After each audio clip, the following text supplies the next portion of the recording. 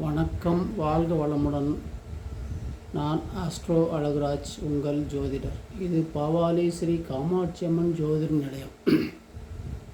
நண்பர்களே, இதுவரை நாம் 22 இந்து சமுதாய சம்பிரதாயங்கள் பார்த்துள்ளோம். அதற்கான விளக்கமும் பார்த்தோம். இன்று சம்பிரதாயம் 23 பார்க்க போகிறோம். இந்த சம்பிரதாயம் என்ன? பகல் இரவு நேரத்தில் மரத்தின் கீழ் படுக்கக்கூடாது, அவ்வாறு படுத்து தூங்கக்கூடாது என்று மரபு உள்ளது. அந்த மரபு ஏன் அவ்வாறு சொல்லப்பட்டது? பகல் நேரங்களில் மரத்தின் அடியில் படுத்து தூங்குவது தவறு கிடையாது. ஆனால் இரவு நேரத்தில் படுத்து உறங்குவது உடல் நலத்திற்கு தீங்கானதாக அமையும். ஏனென்றால் பகல் நேரத்தில் தாவரங்கள் காற்றுள்ள கரியமில வாயுவை, கார்பன் டை ஆக்சைடை உறிந்து கொண்டு நமது பிராணவாயுவான ஆக்சிஜனை வெளியிடுகின்றன.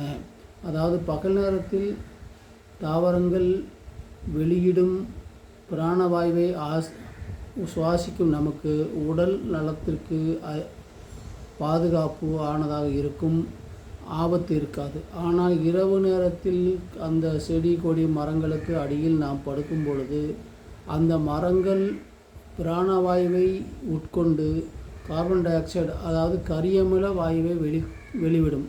அவ்வாறு வெளியிடும்போது அதற்கு அடியில் படுத்திருக்கும் நபர்கள் மூச்சு விட ஆக்சிஜன் கிடைக்காமல் மூச்சு விட திணறுவார்கள்.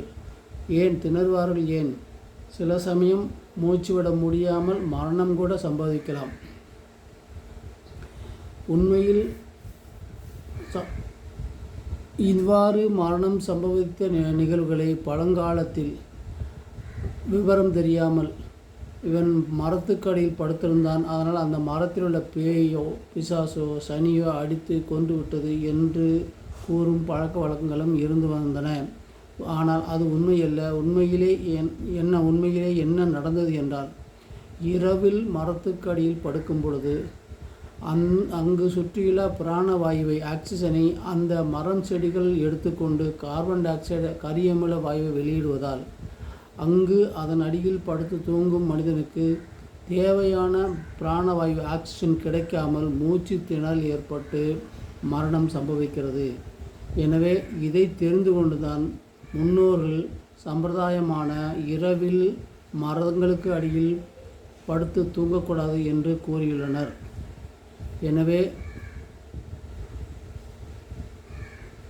மரங்களுக்கு அடியில் இரவில் படுத்து தூங்கும் பழக்கம் இருந்தால் அதை தவிர்ப்பது நலம். வாழ்க வளமுடன்.